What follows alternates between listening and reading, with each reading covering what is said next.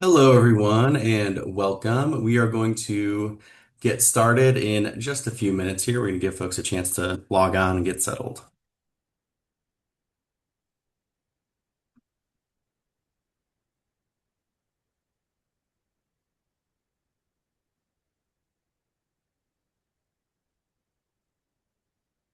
Hello, everyone, and welcome.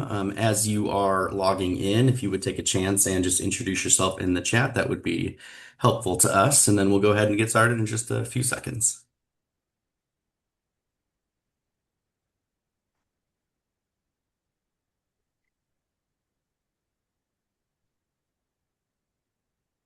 All right, we are going to go ahead and get started.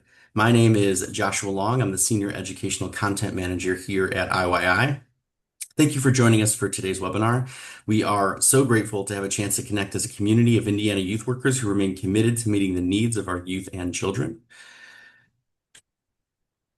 For those who are not familiar with IYI, our mission is to improve the lives of all Indiana children by strengthening and connecting the people, organizations, and communities that are focused on kids and youth. Listed here, you can see our vision that drives the work we do for Indiana youth. Before we begin, I'd like to share a few pointers that will help you engage with today's webinar. For any technical support issues, use the chat feature to send a message, and I or an IYI team member will assist you.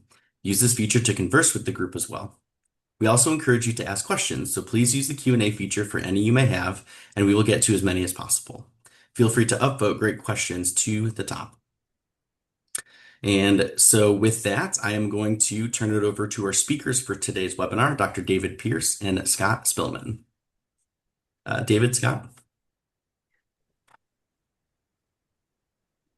Thanks a lot, Josh. I'm going to share the screen here, and we'll get going. So I'm David Pierce. I'm the department chair for tourism, event, and sport management at IU Indianapolis. And Scott, you want to introduce yourself briefly here? Yeah, hi everyone. I'm Scott Spillman. I'm the executive director of Mudsock Youth Athletics. We're the community-based youth sports program for the City of Fishers and the HSE School District. All right, so we're here today to talk a little bit about youth sports, and I'm just going to provide a little bit of data and context and use that data to frame a question. And then Scott is going to talk about how we activate positive and healthy youth sports environments in the community. So, there's a lot of youth sports is actually in the news quite a bit. Certainly, college athletics is as well. But you see the big news headlines around things like parent and referee conflicts. New legislation being talked about in the House around the state of play requirements for travel sports.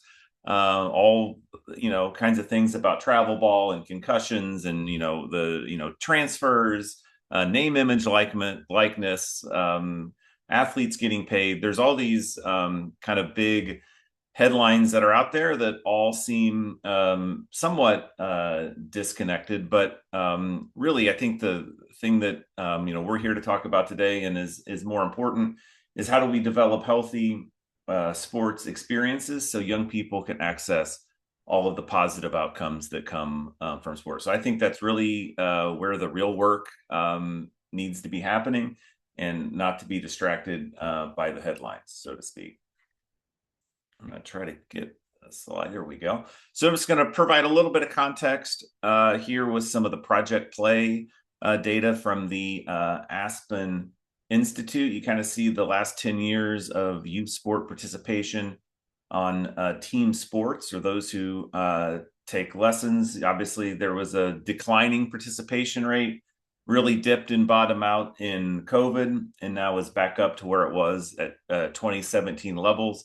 The federal government has a goal of 63% participation nationwide by the year 2030. In terms of where is Indiana, we're just kind of middle of the pack. We're not in the top 10. We're not in the bottom 10. We are in silver there, essentially, kind of in the middle grouping. So some room to grow, but certainly not on top. What are the reasons that kids report in a wide variety of different research projects over the last 10 years have essentially showed the same thing, that kids report that having fun, getting exercise, learning and improving skills, and playing with and making new friends are their top 4 reasons for participating in sport. And competing, winning college scholarships, etc. Those fall further down the list.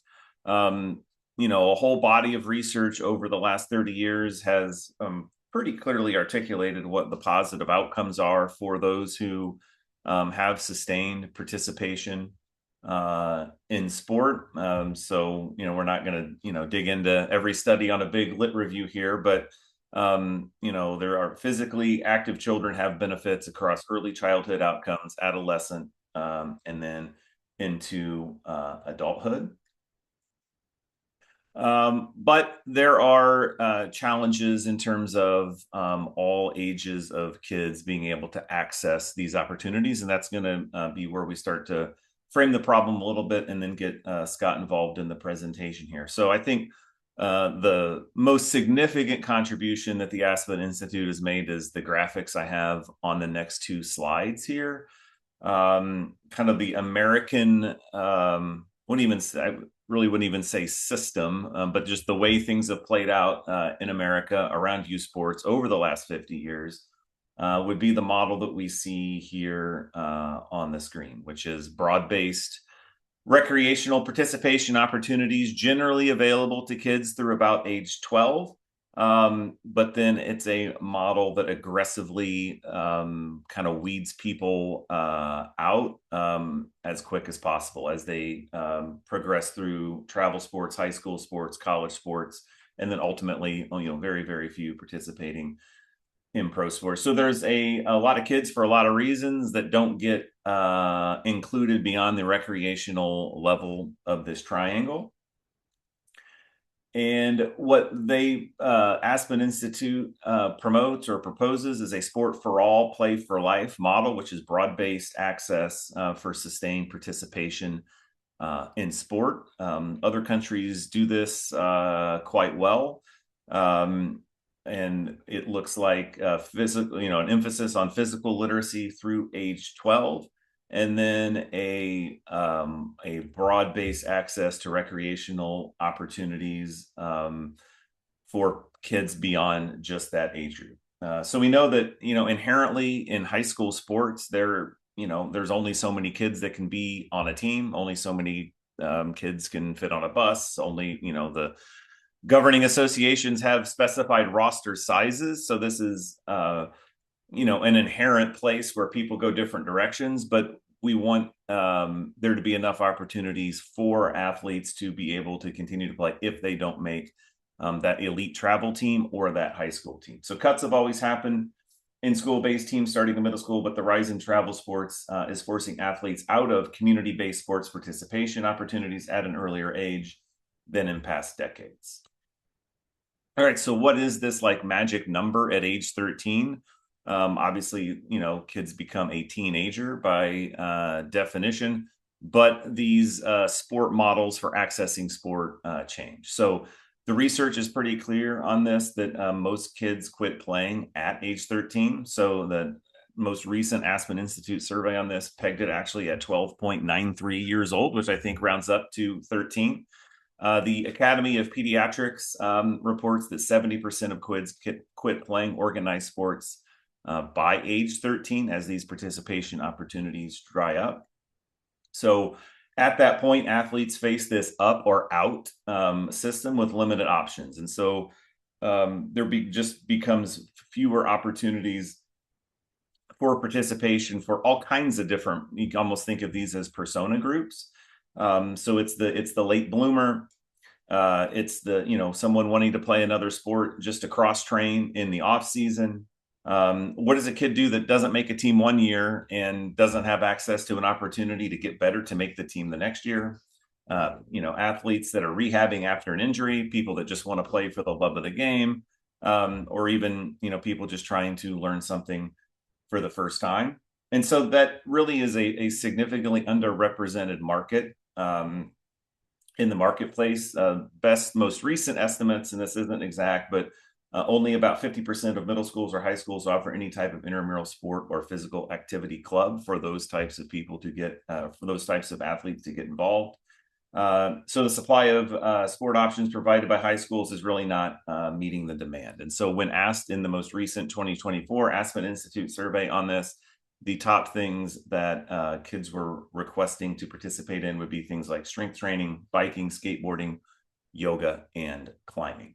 And then ultimately, we're not those sport participation opportunities are not there, and so that doesn't help with anything related to getting kids off the screens, right?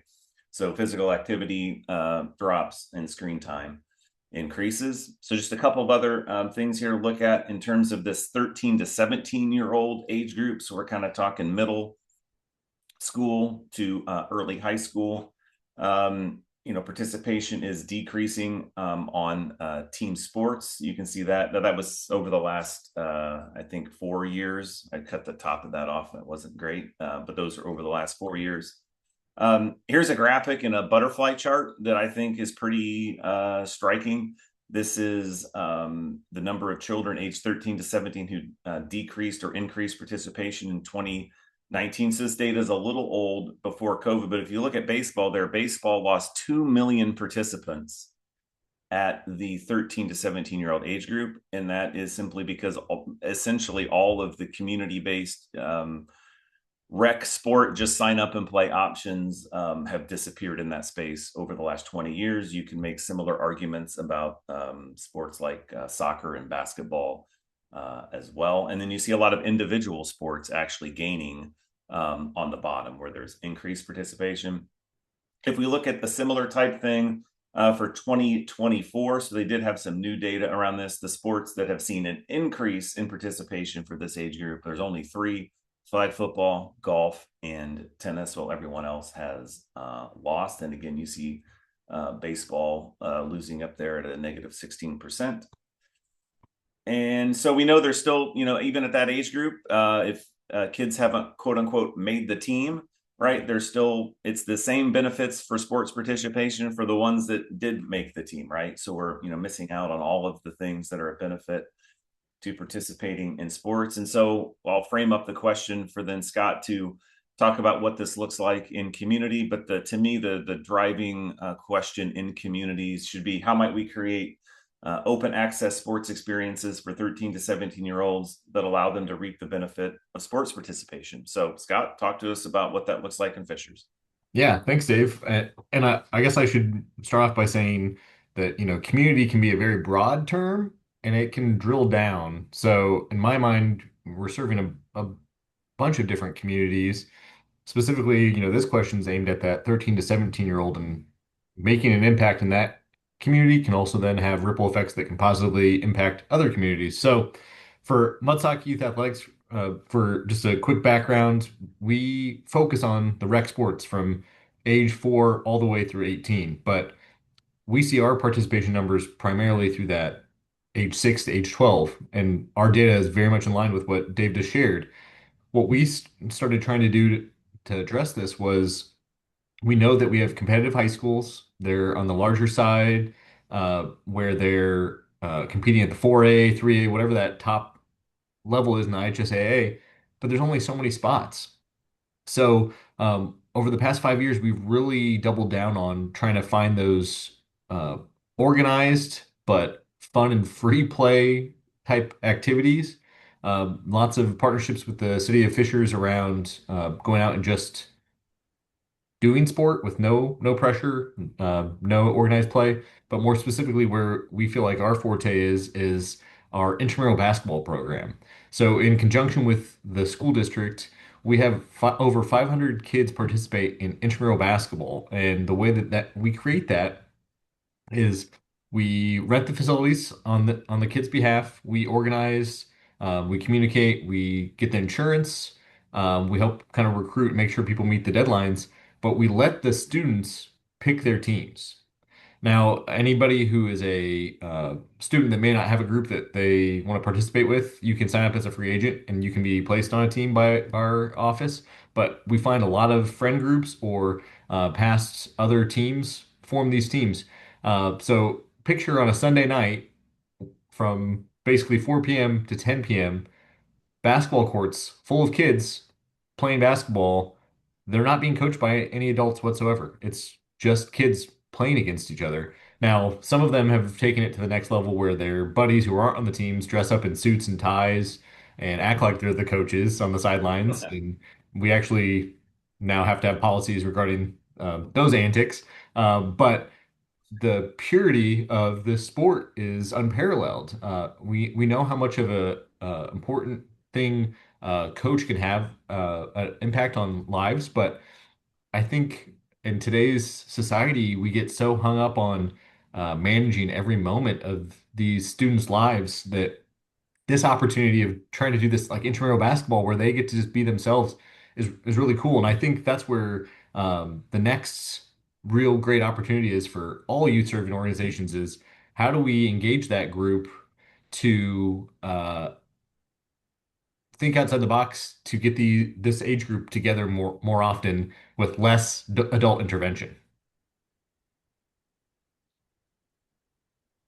And Scott, I know you guys have experimented with a variety of different sports. So basketball has you found a successful recipe for that. But are there some things that maybe you tried and were less successful, or you had to tweak a little bit to get them more? I mean, basketball was basketball in Indiana, but there's a lot of things out there.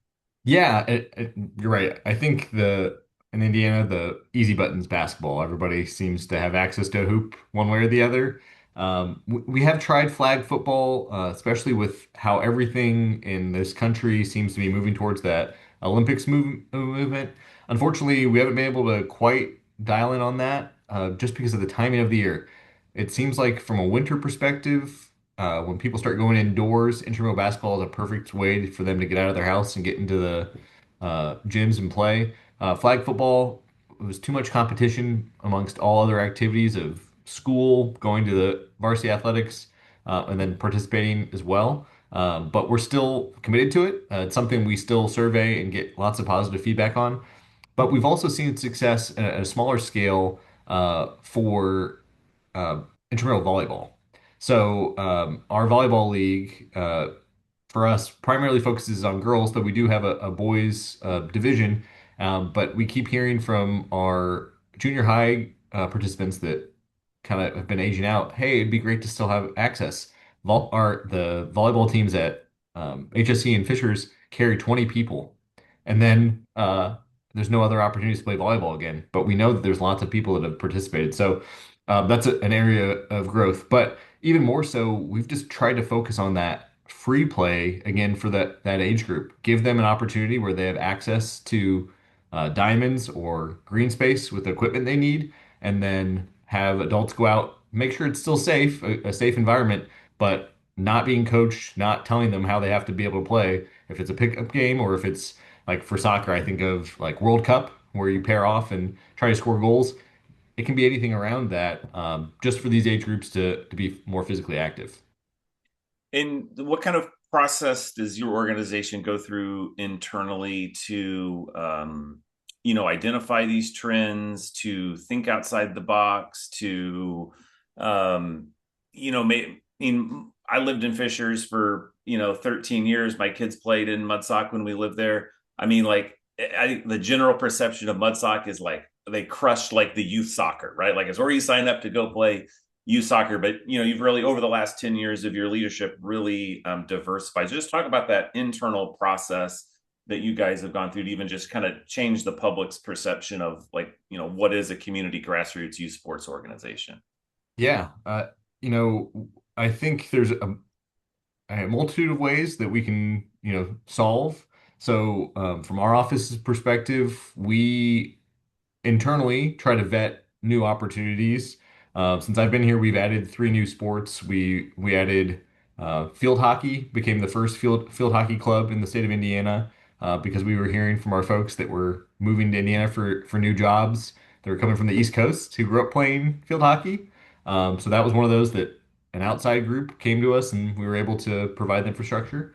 We've added pickleball, which is very much in line with the data that you were showing, Dave, earlier of individualized sports were gaining popularity, and we all know pickleball has been that buzzword in sports. That was from the community based on a survey we sent out of what sports would you like to see. And then we also added esports, which was the non-traditional, the one that people kind of got worried about. We did a lot of different sessions on gauging what esports could look like and how we could facilitate it. And it was a kind of a hybrid. Our office led their initial charge, and then we met with a third party business. The thing that I love about that league specifically, and it does help focus on that junior high age group, is that we surveyed our participants in our esports leagues, and we found that 40% of those kids who had participated in our esports league would not have signed up for a traditional sport with us. But because they did, they either made a new friend or got interested in being in some sort of organized team activity. They were then signing up for another sport with us. And that was really cool. We had the anecdote of the younger kid who never wanted to play baseball that, went up for T-ball, had a bad experience, got, hit in the head by the ball or couldn't hurt his hand catching, and then left us. We got them to come back through esports, and now they're trying soccer for the first time. So the way we try to organize our organization is to hear what our community is telling us, but we also try to look for the national trends of what's next. So we knew pickleball was getting hot. We saw pickleball courts being built everywhere, so we tried to partner with somebody who's already interested. And then same thing with esports. I actually attended a conference in Toronto, saw how big esports had become, and took it back to our team and said, "How do we make this work in Fishers, Indiana? We don't need to be hosting national championships. We just need to be able to access new kids so they can have that same organized team sport activity that so many of our kids get in those traditional bat ball sports."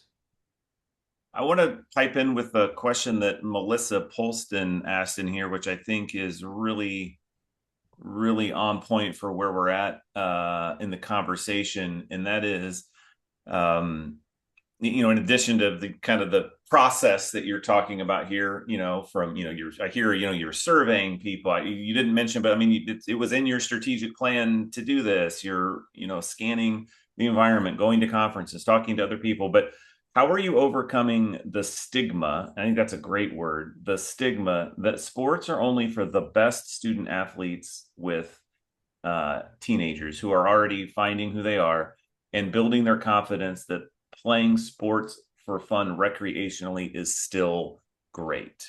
Right. So Yeah, like that's I would say just to maybe just put it in my own words is the um it's this it's like the I mean there yeah, I mean there is a stigma that like if you're, still playing mud sock, that means that you have failed in your sports journey, right? Like at 13 there's this magic year that there is a stigma if that is happening. So how do you guys think about that message around that, etc.? yeah. And I will be the first to admit that I don't think that we are succeeding at 100% rate of competing with it. There's a lot of societal pressures, a lot of conversations that I have. It's driven by the adult with the child, is that they get hung up on the status associated with being part of an elite club or having their child in these, Nike uniforms, having multiple kits that they can roll out for different events versus that rec. But what we try to lean into is community-based sports in our community is access for anyone. So you may not have a kid who is going to be the next LeBron James, Lionel Messi, uh, succeed in soccer, but still have a passion for soccer, and they can still learn those life lessons or meet those new friends. And the way we kind of do that is we lean into that we've got great facilities. So we promote the fact that we've got access to lights that we're able to be at our local high schools that have synthetic turf that we can play later. We can play on days where other groups don't have access to fields. We lean into our brand. Mudsock Youth Athletics overall as a unified brand. Most people don't know that each league under our umbrella is its own 501c3 business entity, but we treat everybody like they're exactly the same. They're all part of Mudsock Youth Athletics. So we streamline the process. And then another area that we really focus on is our volunteers. Our volunteers are trained and they make those meaningful connections with those players. And they have honest conversations. Now, do the conversations always go well? No. Again, that goes back to the adult that's making the decision for these participants. But a lot of our coaches are realistic and they share that with their families that, hey, you've got a kid that's good at this sport, but that doesn't mean that they have to go seek uh, being on the road for 20 weeks of the year. They can still play here and still be good. And we also point to we've had lots of kids who've actually played in our rec programs who have still made high school teams. So while those are not, I wouldn't say that's the majority of those participants, we still provide a competitive enough experience that if you're having fun and you're doing it, you don't have to go to Cincinnati, you don't have to go to Chicago, you don't have to be at another location every waking moment to still have a great experience for those teenagers as they transition into junior high and high school athletics. All right. Yeah, that's good, Scott. I think I have these slides in the wrong order here, but that's all right. We can fix that. So we're going to move on to a different but very related topic here on some things that Scott and I have been working on in communities across the state with a group called the Center for Sports Transformation. But we've been thinking a lot about how the youth sport ecosystem in communities, again, that can mean different things in different places. Sometimes that's the county level, sometimes it's the township level. Sometimes it can be in between those things. But in general, we find that communities are fairly similar in that the youth sports ecosystem nearly across the board is very fragmented and siloed, meaning that those 10 groups that I have listed on the left, they are in their own box and they are in their own silo, and there is a very small level of communication between them. So there's really no shared vision for what youth sports means or can be in a community. They compete for resources, athletes, and facilities, often in a political and competitive or negative way. They're certainly never in the same room, so they're not collaborating. There's really no system for how things work. Every organization then is, very short-term focused with kind of win now thinking, and there tends to not be a lot of evaluation, reflection, or continuous improvement on how to build and improve for the next cycle. So, what we've been kind of imagining, and then I'll ask a question here and Scott can kind of respond to it, is what would an aligned and collaborative youth sport ecosystem in a city, in a town, in a township, in a county look like, where, all of those organizations now kind of in this, very rudimentary model, not my best work in PowerPoint, I guess. But I'm trying to show that they have a seat at the table and they're connected, right? So a seat at the table, connected, working together. We've been working with a model called long-term program development, kind of leaning into a pretty well-established line of research on long-term athlete development. But like, how do successful sport programs develop over the long term, where there is a shared vision, where there is collaborative problem solving between these groups, where there is, and you mentioned this, a unified system, Scott, where there is a long-term orientation and then, continuous innovation for building the youth sports ecosystem in a community. So the question, Scott, that I had here for you to talk about a little bit is, how might we align the youth sports ecosystem in communities with a shared vision for youth sports excellence in ways that harness the positive benefits of sport participation? So you can talk about what that looks like in Mudsock, but then also We've been pretty well immersed in the Center for Sports Transformation here for a couple of years, and I know we've had a lot of insights and learned a lot of things. So I'll let you take it away, Scott. Yeah, so that's one of the things that I always point to as to why Mudsock Youth Athletics succeeds. It really has very little to do with me or my leadership. It's really the forethought that the organization had 35 years ago when our organization started, was bringing all the players together around the table and making sure that there were equal voice and input on what was best for the community. The town manager, the one parks employee, and the superintendent of the schools came together, the decision makers, big decision makers first, and said, who do we need to get together to be able to create and form this type of organization? What type of community do we want to be? And how do we best serve our residents?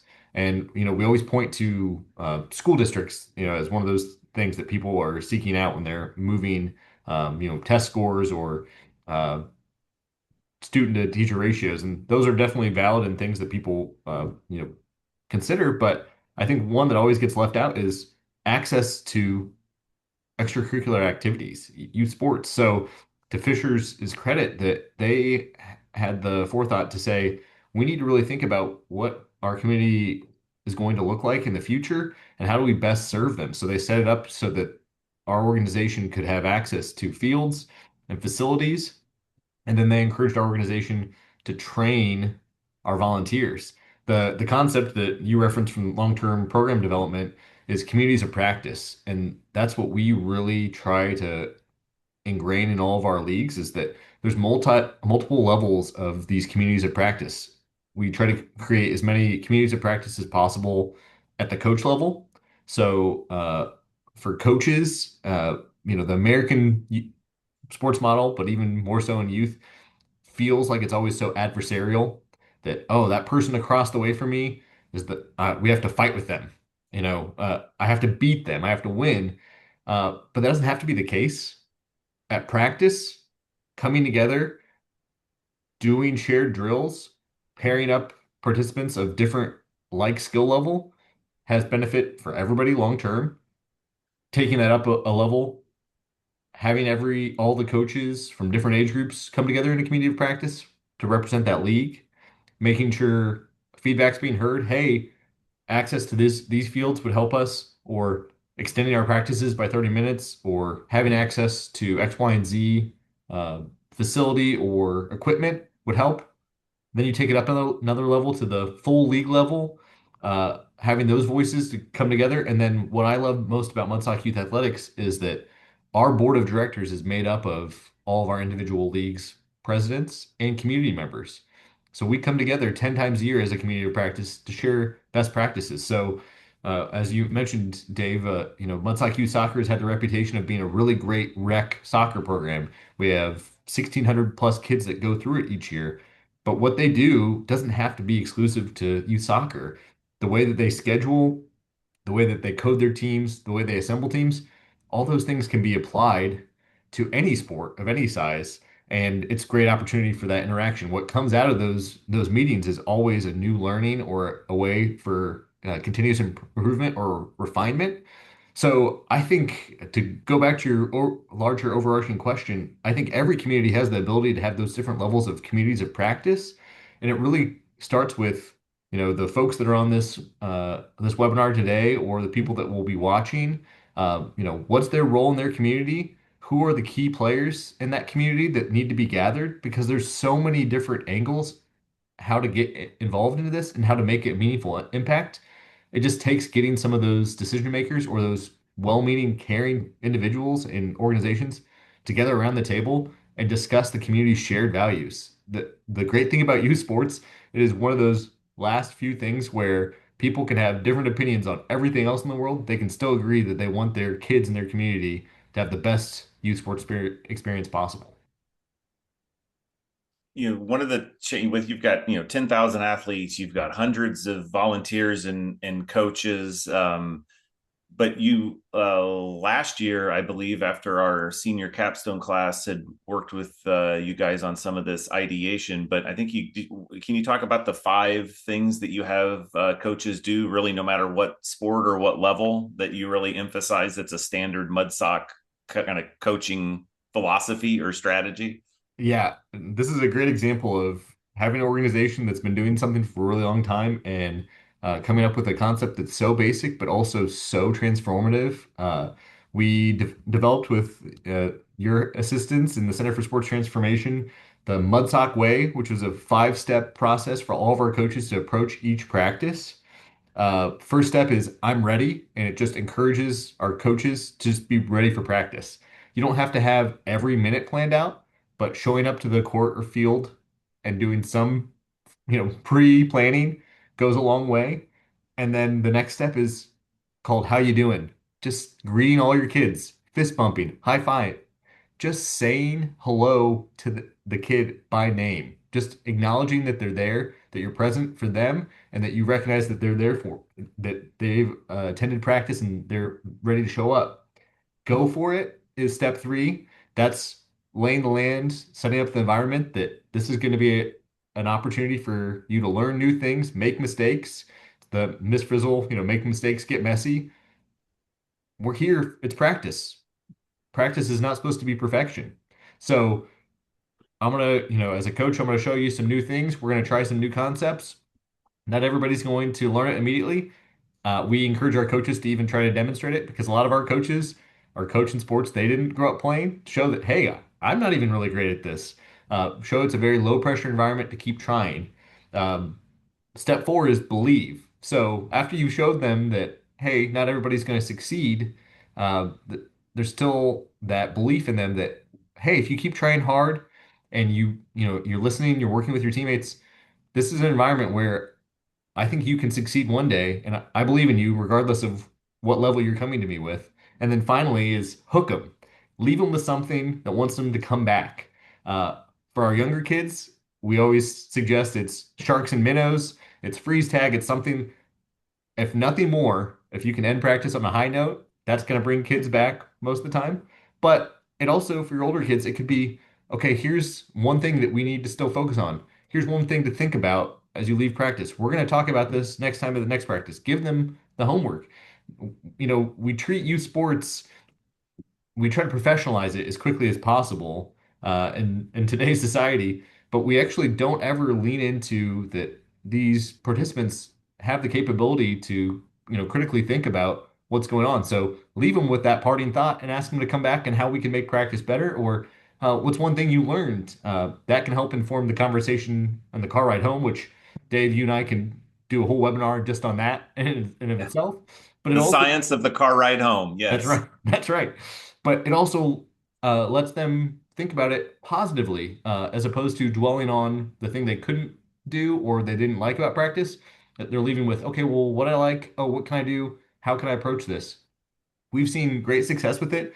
The biggest feedback from our coaches was this just demystified or made it a little less scary to me because I didn't know what I was doing and you came to me with these 5 basic steps, and then you followed up with an email with here access to practice plans. You connected me with somebody who can be my mentor, a commissioner that can give me more advice.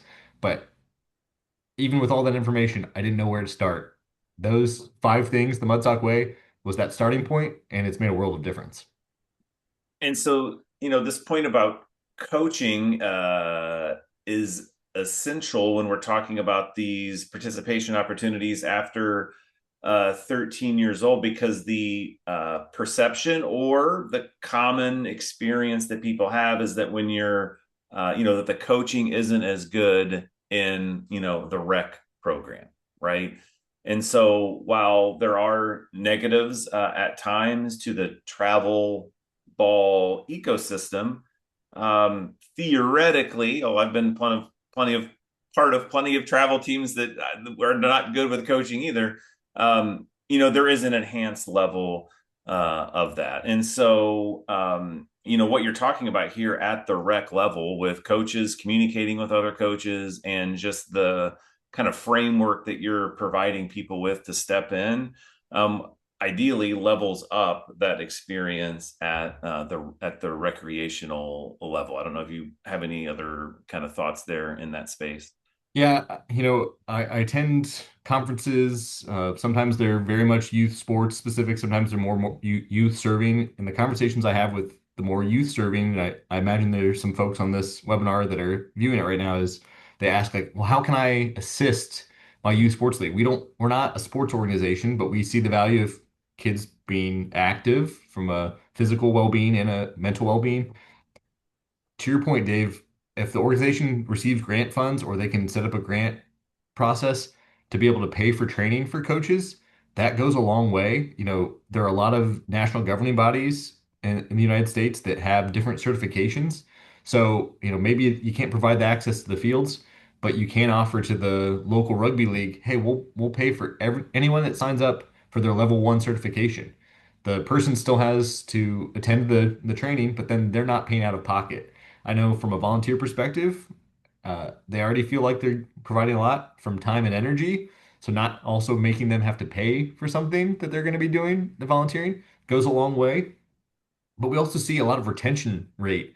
The folks that actually end up being paid for their training stick around longer because they've actually received that training and also they've made those connections, they've developed those other communities of practice from participating in those trainings. They meet somebody from across town or from another state, they glean some things from them and then they bring that back to the club. So there's lots of benefits. Obviously, it improves the coaching experience for the participants, but also it helps the league continue to grow. Looking at the answers to Josh's question about the extent to which organizations in the community work well together, and there's a lot of no or not until there's conflict type answers. So, just a couple of things as we've been working in this space for the last 2 or 3 years, some really, I would just say, some really good anchor points or focal points or times when it's a good natural organic time to have these convenings. Number one is if there's any sort of talk of a new venue or a new facility going into the community, because everybody's going to need to have a seat at that table anyway to talk about the design and execution and implementation of that building. So use that as kind of the lightning rod moment, right? To have people get together and build a better people infrastructure. Because Scott, and you can speak to this too, but just having another field or having another building isn't going to solve your youth sports problems. You just have one more team that can now practice Tuesday at 6 p.m. That's Exactly. one time is when we're building a new facility. Um, there are, every community is unique. I think we've spent some time thinking about like how could the local destination marketing organization, the local DMO or sports authority in a community kind of play like a Switzerland type of role, and thinking about, their job really is to bring in, out of towners kind of, on the weekends, so to speak, for travel tournaments. But how do we maximize the usage of everything during the week, depending on who those leaders are in those organizations? That could be a group that could be looked at.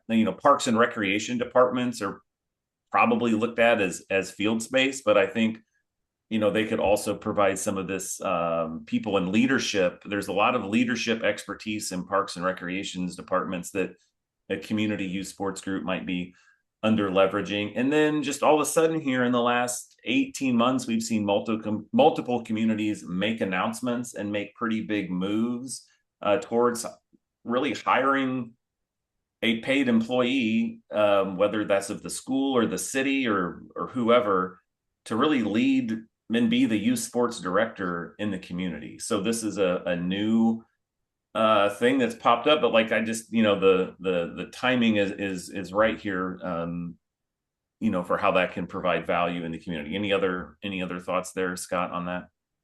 Yeah, one of the concepts that the Aspen Institute has talked about over the past few years at their conferences is the power of the permit. And it's exactly what you were saying is I encourage any community that has current facilities in their inventory or they're thinking about building a new one is really using that access as the reason to leverage everyone to get around the table. Instead of looking for the quick way to rent it or monetize it, know that you've got something and you have that one opportunity to get everybody around the table and have them all singing from the same songbook.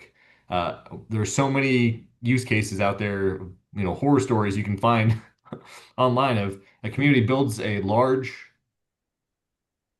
10 field complex or 12 diamond complex. And then they look for the easy button of, okay, well, let's immediately rent it out to the first person who says they can utilize it. And then in 5 years, it's in disrepair. Uh, it doesn't have to go that way. You can emphasize the local league, and then you can either give the local league the opportunity to grow, or as a great revenue driver, they can work with those DMOs, those sports commissions, like you mentioned, Dave. They can host tournaments on the weekends. They can be a satellite location for other nearby areas that are looking for more fields and generate that revenue that can then be put back in that community-based program.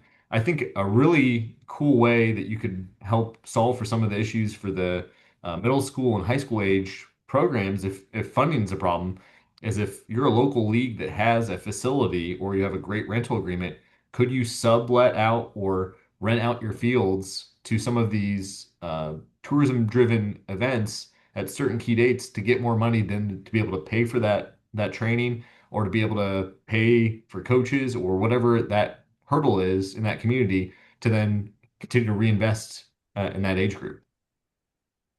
Hey, Josh, we're at 45 minutes in, so I think that's a good time for you to jump in and follow up with any, or we can have people ask questions, I think. You're on mute, Josh. Of course I There am, 4 or 5 years into using Zoom and I'm still always on we mute. Yeah, the chat's been great today with discussion. So just to note that, but we do have a question to start off with from Bob. How are you all gauging and responding to the for-profit youth sports industry that includes NFP entities that help fuel FP LLCs and companies? So a lot of letters there. So if you need me to re-say that, I can do that. So I'll make sure I'm understanding that how are we, addressing the for-profits, private Yeah, equity, gauging and responding to for-profit youth sports industry that includes not-for-profit oh, that's what that means. Not-for-profit entities that help fuel for-profit LLCs and companies. yeah, it's super tricky. Um, I think private equity and for-profit organizations, they can do the right things. And as Dave mentioned, they can be one of those voices around the table in a community. It really is more incumbent on either the local government or whoever that community organizer is to, again, set the guidelines or decide what this community wants to be about. I can say anecdotally, I get probably 20 emails a day from different private equity firms offering to buy Mudsock Youth Athletics or offer cash infusion because of how hot youth sports is and how it looks like how people will continue to invest in it. But we try to stick to what our mission is, to try to provide those life lessons and focus on the community building so that folks want to come back. I don't want to brag about Carmel and Fishers, but I don't know if anyone saw the U.S. News World Report. They just released the rankings. Carmel, number one place to live. Fishers named number two. It's not a coincidence that those organizations or those cities have youth sports organizations that are strong, like Carmel Dads Club and like Mudsock Youth Athletics. When you're looking to move to a new community, extracurricular activities for you in youth sports specifically are high on the list. So I think the way we're continuing to approach it is I'm having conversations with the mayor constantly of like, hey, let's really vet these other organizations and see if it's what's best for our entire community and not just a very small subsect. And if there's something that we think that private equity or the for-profit organization is offering, is it something we can offer instead? Why does it have to be an outside group? Why can't it be a group that already exists in our community? Yeah. Dr. Pierce, you have anything to add to that? No, I mean Scott's closer to the fire on that one than I am. So Gotcha. In your all's work with your center, what have been some of the challenges in kind of pursuing that community Yeah. led vision of youth sports, whether it's, Yeah. leading to hiring a person or just generally the process. Yep. So our big pilot project with a Lilly, kind of a seed funding from Lilly, is we went to Mooresville, Indiana, and we did an extensive year-long community activation. We got that group together 6 times during essentially the spring semester, and ultimately came out of that with the Mooresville Youth Sports Alliance. We had a action plan. We had someone from the group that was ready to lead on it. And really, what it didn't have is it doesn't have what, for example, like Speedway just announced a youth sports director for the city of Speedway, the town of Speedway. That's what we were missing. Like it takes like someone that is in that type of role, that's working the plan every day, right, with purpose and intentionality.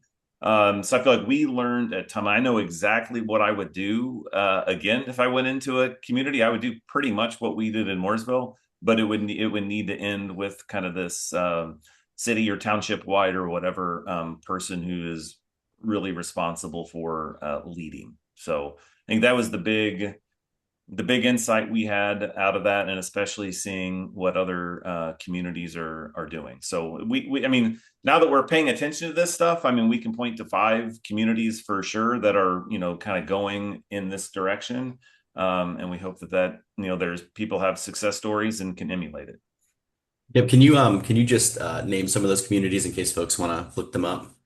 Yeah, so John Anderson in the Muncie community would be one that is really kind of taken the lead. I mean, he sits kind of in a unique position in terms of his different roles with the DMO and their sports facilities there, and his relationship with Ball State University is a part of that as well. So, sometimes it's just the right people with the right titles that kind of sit in a couple of these seats anyway. That's why all communities are the same, but then there's like different people in them that's going to make, like in Mooresville, it was very much it was led by I mean, the high school athletic director was the one that was really spearheading this and seeing the value. So they're going to have a little bit different flavors depending on who the influencers are there. I mean, Speedway certainly one. I know Scott Fishers has just kind of put a former high school athletic director into this type of a position where hopefully there's some ability to infuse long-term program development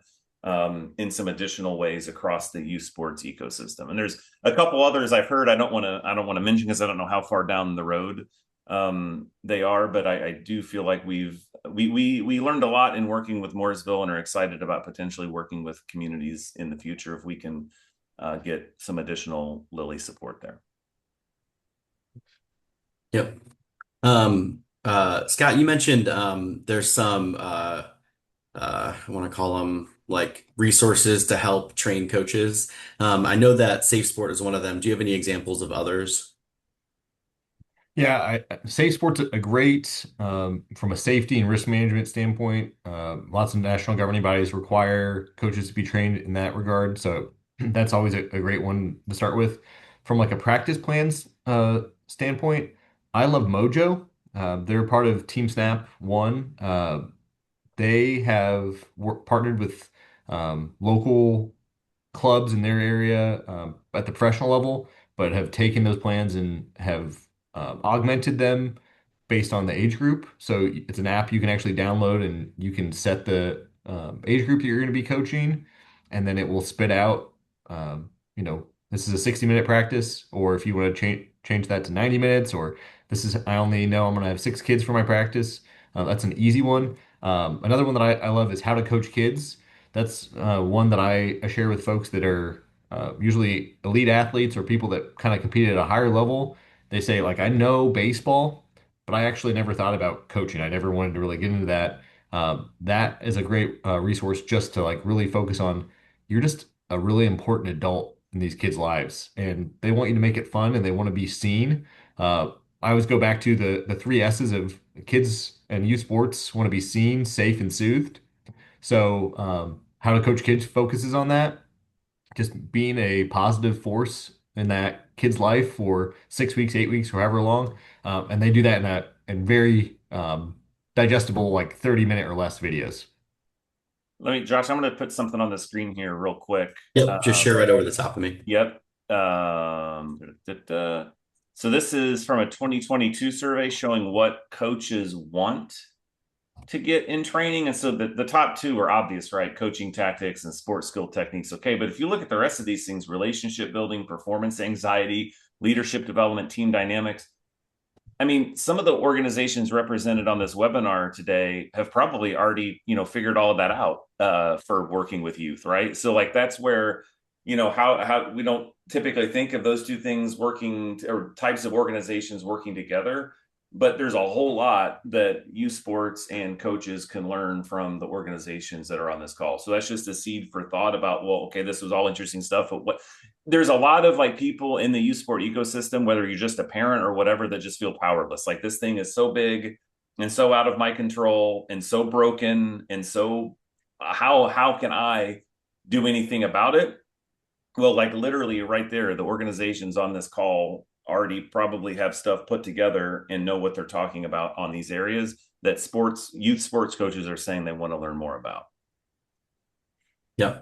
I think we have time for one more question here. Dr. Pearson Scott, my next question is kind of related to the infrastructure of community sport. It takes a lot of volunteers, a lot of parents, and a lot of what I would say paid folks. Dr. Pierce, we had a conversation a couple years ago about the officiating shortage. David, I want to get your thoughts on that. And then Scott, if you could just kind of talk about how you all handle the volunteer management, and I will even say like motivation. Yeah, I'll talk about officiating just because we did do a webinar or a podcast. I don't remember which one on that a few years ago. And so Reps is a company I helped to found in 2021 that now has had over 45,000 high school students across the country complete at least one sports officiating course. And we've got people all across the country that are out there officiating in communities, getting their start. With officiating. So Reps is kind of the brand leader now in that sports officiating education space. And they, that's again where there's collaboration, right? It's youth sport organizations working with, the high school curriculum directors and athletic directors to get these courses taught in the high school, so students are embedding that type of training actually in their school day, and then they go out and they officiate middle school games and B games and fifth grade basketball games or whatever, to fill some of those spots. So there's a lot of energy in that space. Reps is doing quite well. So Scott. Yeah, and I'll just say, I know we're up on time from a volunteer perspective. I think the best way to approach volunteer management is to stop looking at it as transactional. It's very easy in our business to be like, I've got 10 teams, I need 10 coaches. But if you can really focus on what makes people want to volunteer in your community, and if you can sell them on you're becoming a part of this community, you're going to have an opportunity to meet new friends.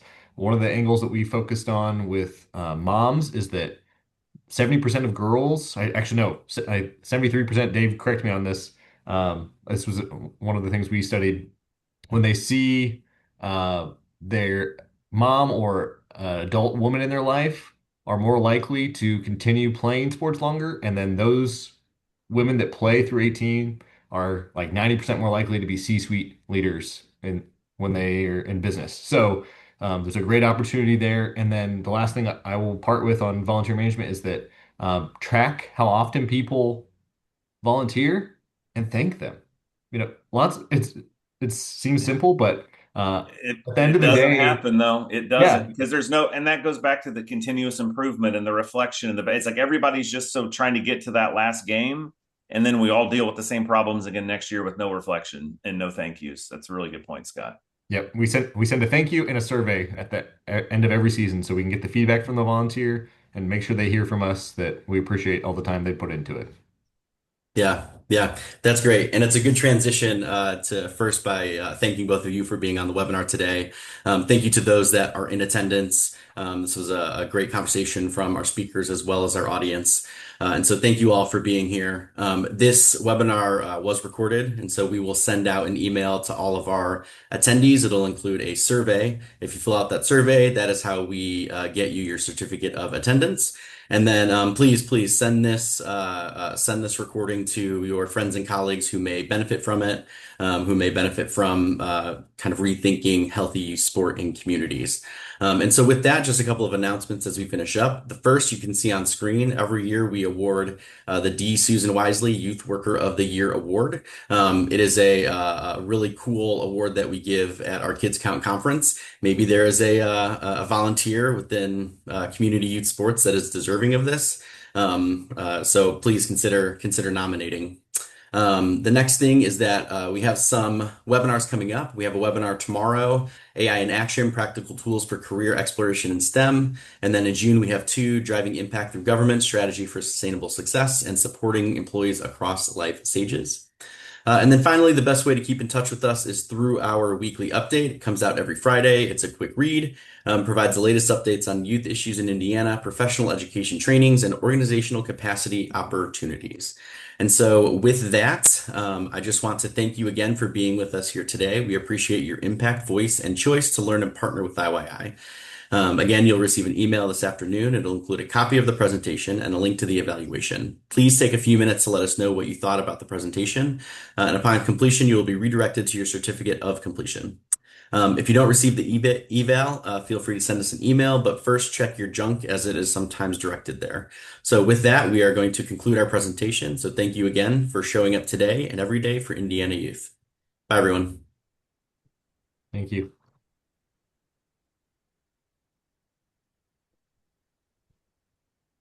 Are we off? We will be in just 1 second.